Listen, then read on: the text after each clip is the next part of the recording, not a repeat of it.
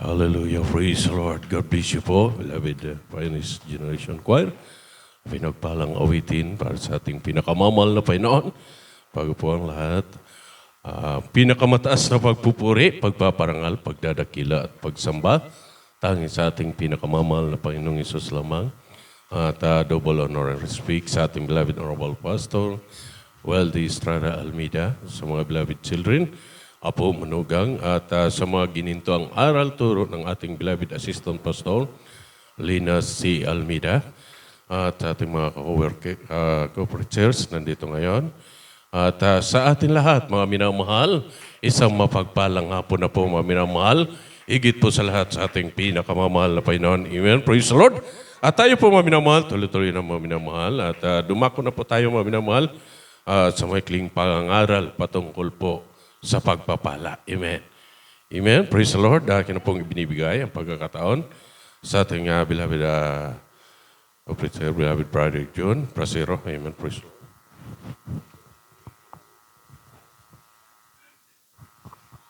God bless you po, beloved co-preacher.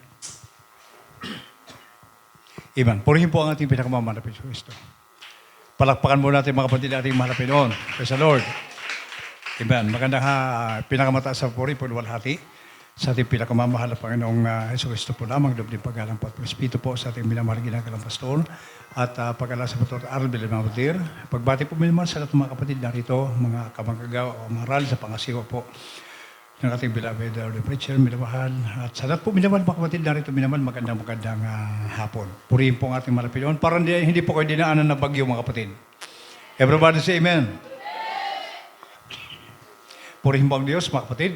Minamahal, handa po natin mga kapatid ating pagkakalob sa orasyon pa. Tayo po muna ay dumako sa maikli pong pagpapaliwanag patungkol po sa pagbibigay ng ating kasampung bagay at mga handog. Ngayon po mga minamahal, ngayon po bago tayo maglikom, mga kapatid, alamin po natin muna sa Biblia, bakit po yung paraan natin ginawa sa pagbibigay, yung tinatawag ng ikaput handog. Para minamahal, maunawaan po natin mga kapatid. Para hindi po tayo minamahal, kumbaga, siyempre, mag-isip tayo, bakit ang pagtuturo dito, ikaput handog, binibigay po natin. So, alamin natin yung pinakabuod para malaman natin mga kapatid kung bakit po tayo nagbibigay ng ikasampung bagay at mga handog. Mga kapatid, sa history po ng Biblia, dito po sa Genesis, mga minamahal, 4:3, minamahal, sabi po nito mga kapatid, mayroon pong dalawang tao, magkapatid, na nagbigay. Ayan, mabasa po natin dyan. Una po rito minamahal nabanggit na magbigay, si Cain. Ayan, nagbigay, na siya po siya magbubukid, mga minamahal, mga kapatid. Ngayon po, sa kanyang pagbibigay minamahal sa ating pinakamamahal na Pinoon, yan po isang bunga lamang po, mga minamahal. Siya po hindi, at ito naman minamahal, nagbigay naman po ang kanyang kapatid na si Abel. Minamahal, ang kanyang binigay, minamahal yung mga pinakamataba. Kasi po siya minamahal, may mga alagang mga hayop. Mapansin niyo po mga minamahal sa kwento, sa talatang 4:5, minamahal, mapansin niyo po dito mga kapatid, na dito po, sa talatang ito minamahal, mapansin niyo po dito na si Abel po, nilingap ng Diyos, at ito naman minamahal si Cain, minamahal ay hindi po nilingap ng Malapidon. Sa makatuwid, minamahal, may mga pagbibigay sa Biblia. Bagamat minsan, may talagang paraan ng pagbibigay. Halimbawa, minsan may pagbibigay po tayo na minsan hindi po nalugod ang Malapidon. May paraan ng pagbibigay na mahal pinalugod, mga kapatid. Ngayon po, yan po minamahal yung paraan ng araw. Si Abel po, nagbigay, kinalugdan ng mahal Pinoon. Makapag-amin po ba tayo? Yan, ganun po. Habang lumalao ng panahon, mga kapatid, dumating na po ito si Amang Abraham. Yan, ama ng mga mananampalataya, mga kapatid.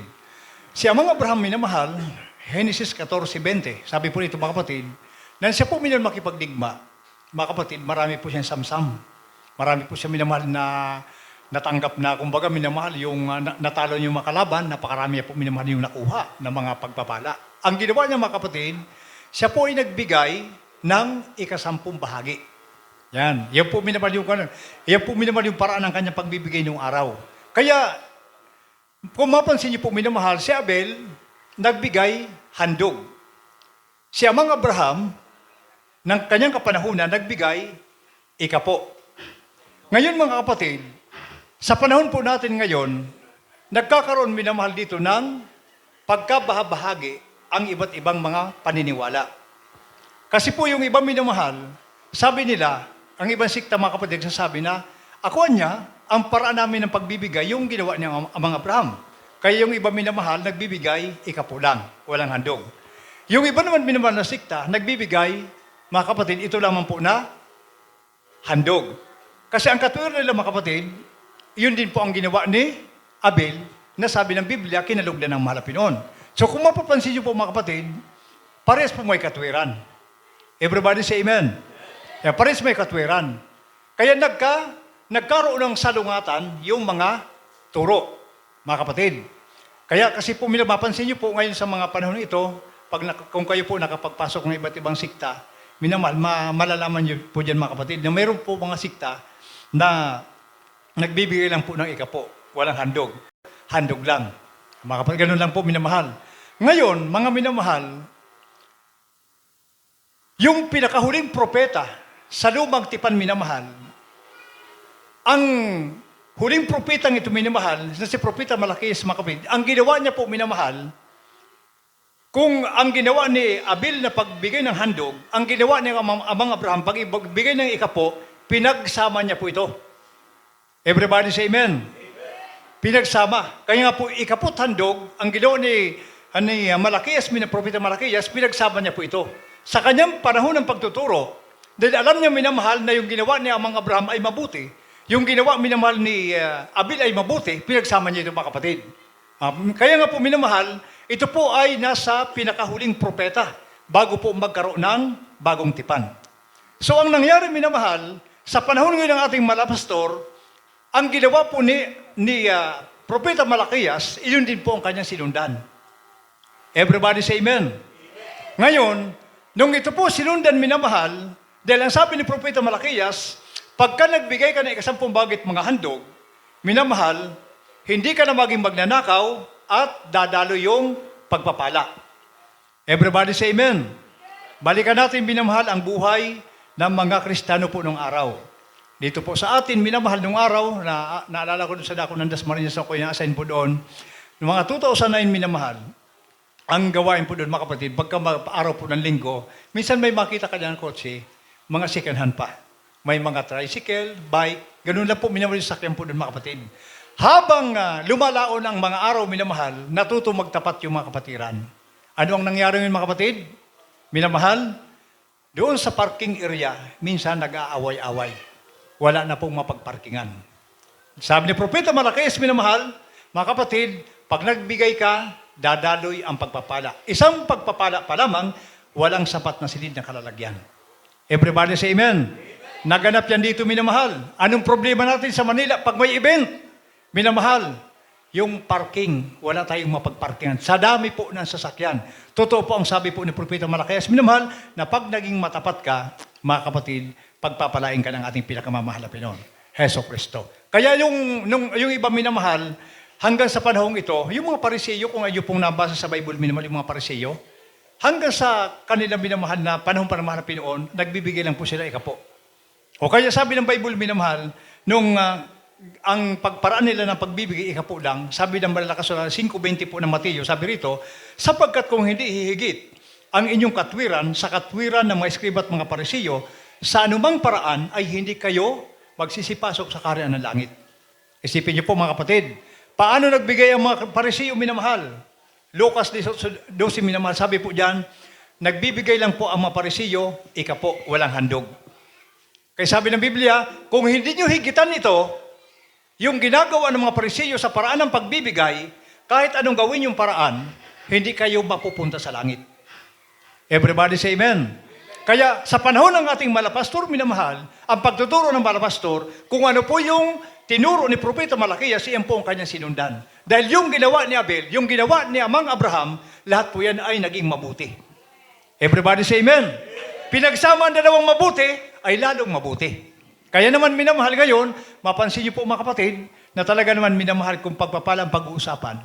Kung baga sa iba po minamahal, wala pa po, dumarating, minamahal parating na po yan, on the way na po yung pagpapala. Sapagkat pangako ng Diyos, pagka naging matapat ka, pagpapalain ka ng ating pinakamamahal na Pinoon. Everybody say amen. Palakpakan natin ng malakas, mga kapatid, ang ating pinakamamahal na Kristo. So sa pagtuturo, minamahal, mga kapatid, bakit po minamahal, sabi ng Biblia, ang ikapo, halimbawa, tumanggap tayo ng 100, mga kapatid, yung ikapo po dyan, 10 piso. yung handog, mga minamahal, yan po yung, sabi nga ng propeta ng ating Marapilo, tapatan lang po ng another 10%. Sabi nga ng ibang minamahal, bakit anya? Wala naman sinabi sa Bible na yung handog, tapatan. Mga kapatid, 3:7 po minamahal ng Amos minamahal. Sabi po rito, mga kapatid, walang ibang ginawa ang Diyos kundi ihayag ang mga lihim na bagay sa kanyang mga banal na propeta. Everybody say amen. Mga kapatid, tinuro ng Malapastor ang ganyan pong sistema ng pagbibigay. Naging kalugihan ba sa Kristiyano po? Hindi. Sabi ng Biblia, pag nagbigay ka, lalo kang bibigyan ng ating pinakamamahal na Pinoon. Palakpakan natin ang ating pinakamamahal na Kristo. Ganun po minamahal. Kaya maunawaan po natin mga kapatid kung bakit po minamahal nagkaroon ng pagkakasalungatan po yung mga aral dahil po doon sa dalawang paraan ng pagbibigay nito. Kaya ang ginawa ni Propeta Malakias, pinagsama po ito at hanggang ngayon pinapangaral. Kaya ngayon mga kapatid, apaw-apaw ang pagpapala sapagkat minamahal. Sabi nga hindi lang pagpapalang financial, material, minamahal, mga spiritual na pagpapala, nasa atin na po. Kaya nga naganap sa atin minamahal yung sinabi panalangin ni Juan. Nasabi niya, minamahal, ang panalangin ko sa Diyos, magkaroon kayo ng nabumuti ang katawan nyo, na gaya ng pagginhawa ng inyong kaluluwa. Po ang Diyos. Kaya nga po, ang pagbibigay, minamahal, ipinapaalala rin po natin mga kapatid. May pangako ang pagbibigay. Subalit, minamahal, kahit hindi ka pagpapalain, dahil ito'y utos, dapat po tayo magbigay. Makapag-imin po ba tayo? Palakpakan natin ang ating pinakamamahal na Kristo. Kaya po minamahal, ang pagbibigay po ng tinatawag na handog, ito po hindi lamang po nauwi sa 10%. Pwede po natin gawing 20, 30, 40, 50. Alinsunod po sa hipo po sa ating pinakamamahal na Pinoon. Pagka tayo po minalaging matapat sa Marapinoon, hindi po tayo nag-alinglangan sa pagbibigay, minamahal. Ikaw din naman mag-aani ng lahat ng bagay. Palakpakan natin ng malakas mga kapatid, ang ating pinakamamahal na Pinoon.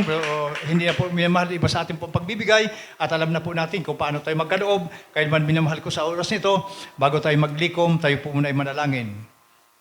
Ako na lang po minamahal, manalangin po, purihin po ang ating mahal na Pinoon. Praise the Lord.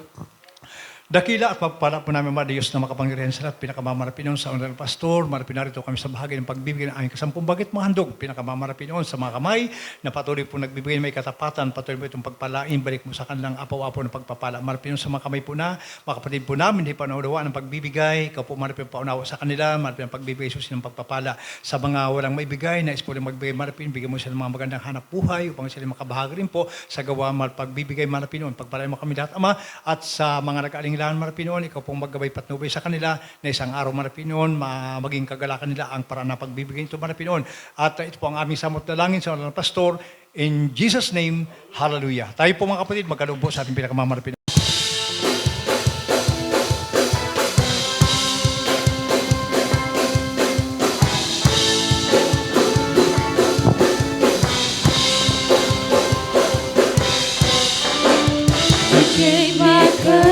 To believe that all your goodness I would see, and if it had not been for you standing on my side, where would I be? Not for your goodness, not for your grace, I don't know where I would be today. Not for your kindness, I never could say I'm still standing. If not for your mercy, if not for your love, I most likely would have given up. If not for your favor, I never could say I'm still standing. But by the grace of God,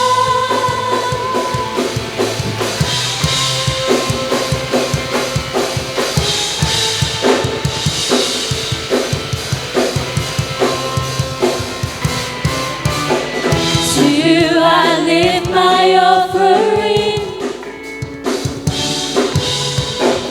and set my heart on higher things. For if it had not been for you standing on my side, where would I be? If not for your goodness, not for your grace, I don't know where I would be today. Not for your kindness, I never could say I'm still standing. If not for your mercy, if not for your love, I most likely would have given up. Not not for your favor, never could say I'm still standing. But by the grace of God, I'm still standing. I'm still standing.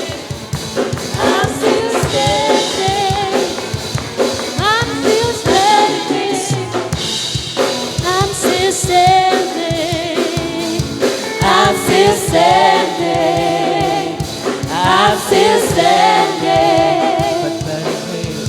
But by the grace of God, if not for your goodness, if not for your grace, I don't know where I would be today. If not for your kindness, I never could say I'm still standing.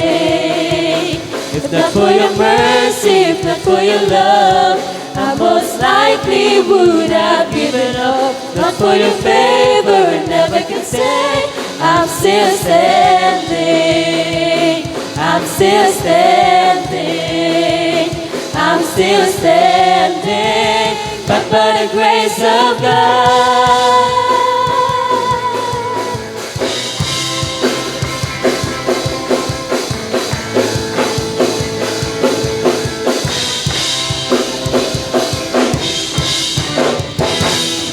Ang ating pinamamalit Kristo, mga kapatid. Minamahal sa pagkakataon ito po, at lahat po, aki pong inaanyan lahat po tayo tumayo bilang pagbigay galang po sa banal na salita po natin pinamamalapinon. At ang buong pagkakataon natin binibigay sa pinagpalang mga aral sa hapong ito, bilang co-preacher, Sunny Alcantara.